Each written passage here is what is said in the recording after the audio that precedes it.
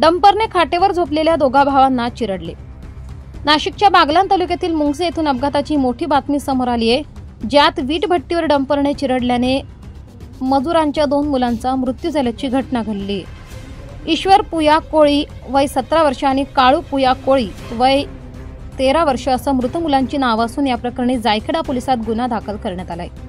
बागलाण तालुक्यातील मुंगसे येथील महेश जगदाळे यांच्या वीटभट्टीवर नाना कोळी वय 45 वर्ष राहणार सांगवी तालुका शिरपूर हे मजूर म्हणून कामास आहेत। त्यांनी दिलेल्या फिर्यादीनुसार वीटभट्टीजवळ खाटेवर येथे काम करणाऱ्या एका मजुराची ईश्वर आणि काळू ही 2 मुले झोपली होती।